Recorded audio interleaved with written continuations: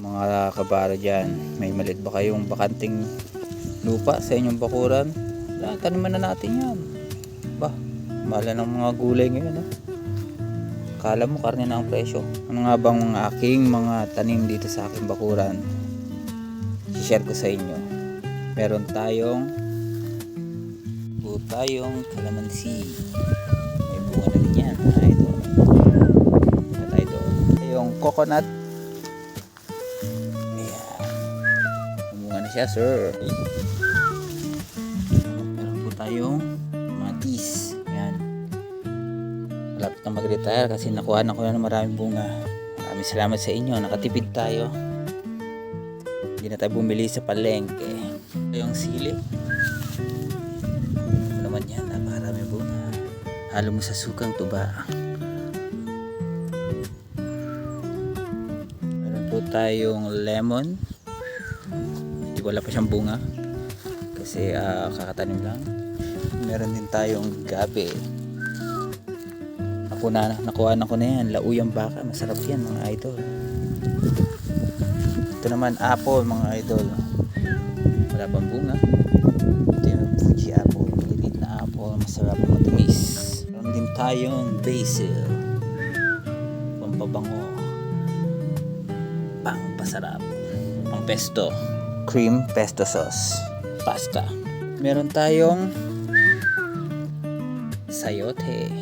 Ilagay natin sa sako kasi masyadong magastos sa space yan. Yan. Gumawa lang ako ng strategy. Meron naman tayong string beans o sitaw. Yan. Umunga na siya mga idol.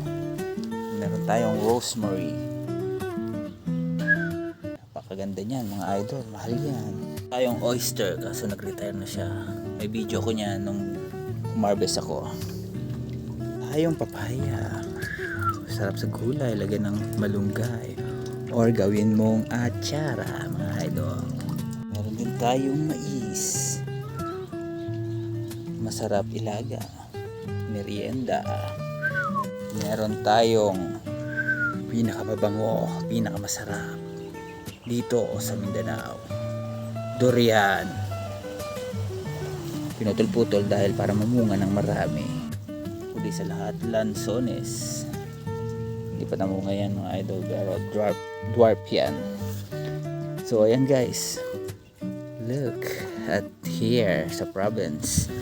May mangga pala ako galing Pangasinan, nabuhay na. Meron din tayong langka for the 5 years. Ayan, namunga na siya mga idol. Binalutan ko na siya kasi laging kinakain ng mga hinayupak na insekto. Ayan lang ang aking mini farm. Ayan, lahat ng bilag ko, ayan sila magkakasama. Ang ganda pa ng mga view mga idol. Sana gusto niyo itong video na to. Sana magtanim po tayo para hindi na po tayo mapagastos sa palengke.